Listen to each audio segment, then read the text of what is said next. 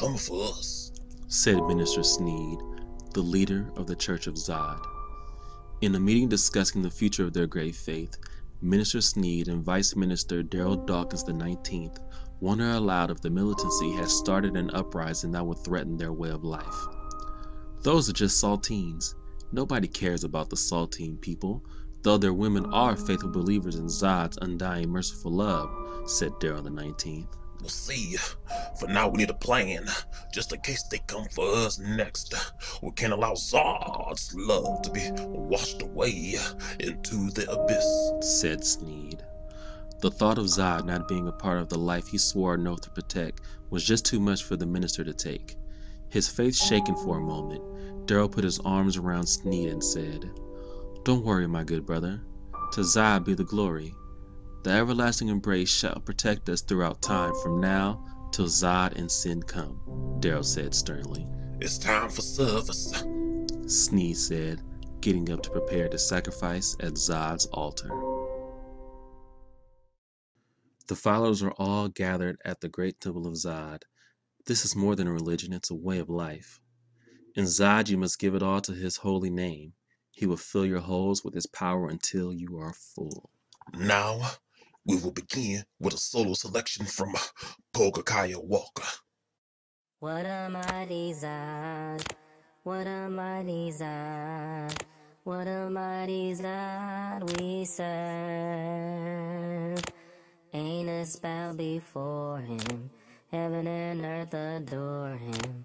What a mighty Zod we serve.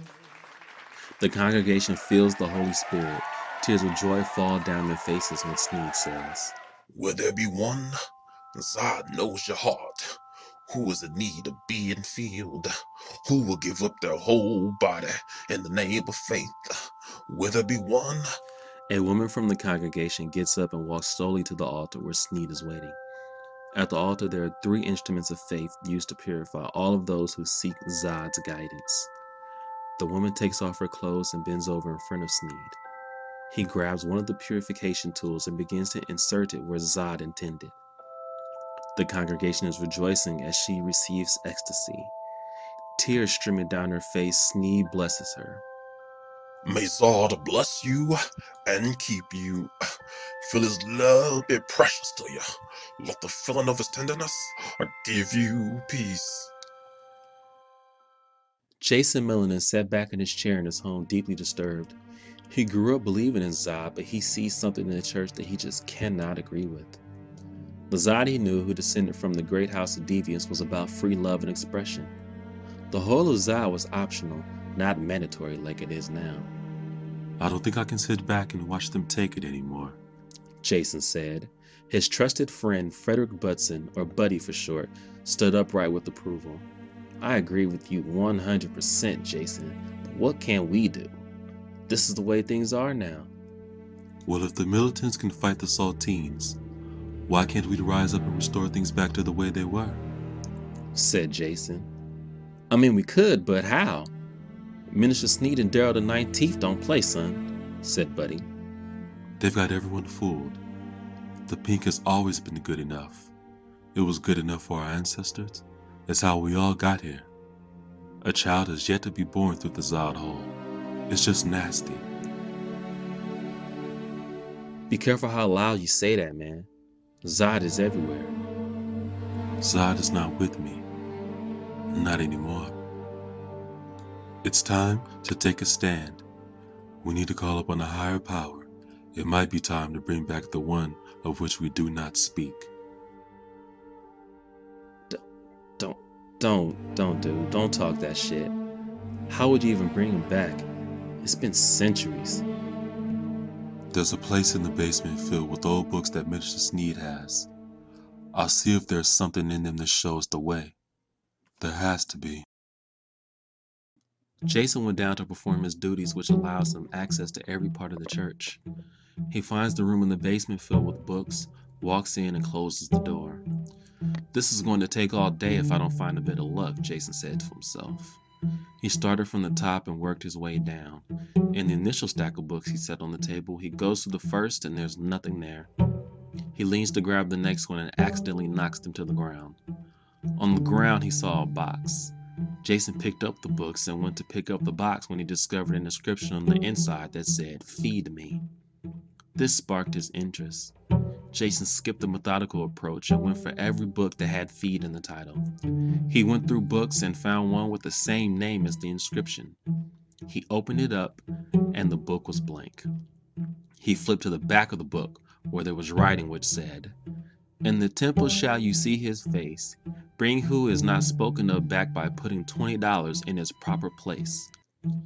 Jason ripped the page out of the book and takes the box back with him to his home. He calls Buddy over to tell him the news.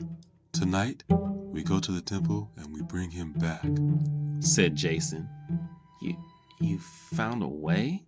said Buddy. "Yes, I think so. I think I found a way to bring him back and put an end to all this madness," Jason said. At midnight, Jason and Buddy snuck into the great temple of Zod and headed straight to the altar. "What do we do now?" said Buddy. Jason took out the page he ripped from the book and tried to figure out what it meant. "It has something to do with this box. I'm sure of it. This box and $20. Jason said. "What's so special about this box?" asked Buddy. "I don't know, but let's find out," said Jason. He inspected the box fully and then closed it. When he closed the box, a slit opened up.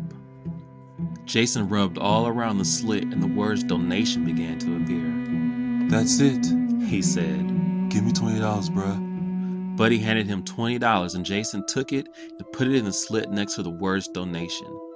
He set the box down on the altar and the ground began to shake. Jason and Buddy fell to their knees in fear. A light out of nowhere began to shine into the temple. The light was blinding. It concentrated itself right onto the donation box where the $20 had been received.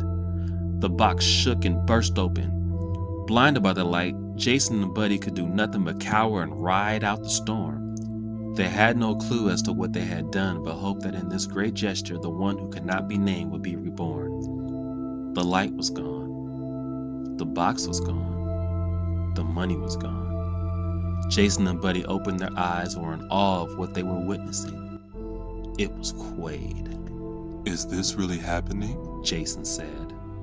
Quaid opened his eyes and spoke. "Who summoned me? For what purpose did you interrupt my eternal slumber?" "I have. They have perverted your message, sire. They have made Zod the living god and you an afterthought," said Jason. "My child, what is your name?" "Jason Melanin, sire. Your humble servant." "Why is Zod all around me? Why is he being worshipped? He isn't the true God. I'm the one who keeps the database error at bay." "Minister Sneed and Dale the 19th have taken over the church and the people. Now Zod is all the people know." "Zod does what?" Jason showed Quaid a video of a woman receiving Zod's love. This made Quaid very angry. Quaid had no choice but to set things straight for the future of his people. "You will be rewarded for your service. For now, Jason, you need to find a safe place," said Quaid. Jason left excited and pleased with what he'd done. He and Buddy rounded up the faithful few who held on to old values and went out of the city into the Playa Haitian hills to hide and partake in pussy that is posted all along the route. Quaid, totally disgusted with the things he learned in his short time of being reborn, decided to start right in the temple. He destroyed the altar of Zod in one mighty punch. He began to make the building tremble, causing a panic throughout the city. Minister Sneed was asleep, having just finished delivering Zod to two women he chose from the flock earlier that day when the noise made him rise out of his sleep. As he rose, Vice Chancellor Darrell came crashing through the door distraught. "They did it. They've awakened Quaid, and he's trying to put an end to our way of life," Darrell said. "I know what we must do," said Sneed. "Hand me the book in that case behind you." After he was handed the case, he woke up one of his followers. Are you prepared to make the ultimate sacrifice? I need you to bring back the great and merciful Zod in order to save us from Quaid. Will you be the one? Will you be the one? Said Sneed. The woman agreed. Sneed placed her on the table, bound her hands and feet with a rope. He opened the briefcase, and inside of it was a golden glove. Sneed proceeded to put on the glove. He then opened the book and turned the pages. He stopped and started to speak. Does you know about the power of Zod? We welcome in sin. Save us, O Lord. Rescue your followers as I touch her in a mighty way, said Sneed, as he began to insert his entire fist inside of her Zod hole. As she screamed, the room started to tremble. The roof flew off of the room, and 2 stars appeared in the sky. The stars were moving at a rapid pace, going directly towards Minister Sneed. He pulled his hand out of the woman and ducked in fear. The stars slowed down to reveal 2 figures. They were not stars. It was Zod and Sin. Who has called upon my name? Who brings me to this dimension? Said Zod. Lord, they've awakened him. Quaid is reborn, and he threatens our very existence. Child, are you a faithful believer? Yes, Lord. I've done away with childish things. A woman cannot know true love unless she receives you. Truth. You did the right thing. I will take care of Quaid and all those who think like him. This world is not going back to the old ways. I will settle this for you once and for all.